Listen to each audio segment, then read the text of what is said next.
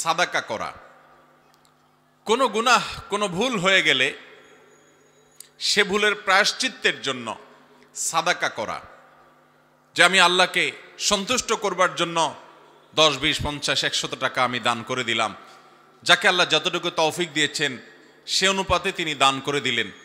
গুনাহ থেকে মুক্তির জন্য অন্তর থেকে লজ্জিত হয়ে, নিজেকে ভৎসনা করে, অনুতপ্ত হয়ে ভবিষ্যতে না করার সংকল্প তো করবই, মুখে আল্লাহর কাছে ক্ষমা প্রার্থনা তো করবই, এবং 2 রাকাত সালাত আদায় করে আল্লাহর কাছে ক্ষমা প্রার্থনা করব।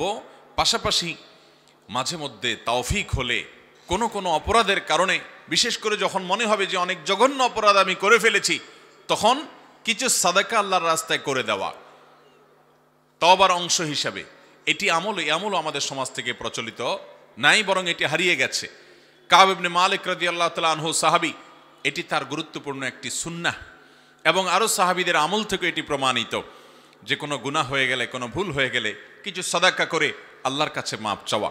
কাব ইবনে মালিক রাদিয়াল্লাহু তাআলা আনহু তার তওবার মধ্যে এই পদ্ধতি অনুসরণ করেছেন। ইমাম ইবনুল কাইয়িম রাহিমাহুল্লাহ সেই ঘটনা উল্লেখ করে বলেছেন, এখান থেকে প্রমাণিত হয় যে যদি গুনাহ বা ভুল হয়ে যায়, অন্যায় হয়ে যায়, তখন সে অন্যায়ের প্রায়শ্চিত্ত করার জন্য তওবার অংশ হিসাবে কিছু টাকা পয়সা দান করা, কিছু দান সাদাকা করা, এটি মুস্তাহাব, উত্তম। এটিও নবী সাল্লাল্লাহু আলাইহি ওয়াসাল্লামের সাহাবীদের আমল থেকে প্রমাণিত, এটিও একটি সুন্নাহ।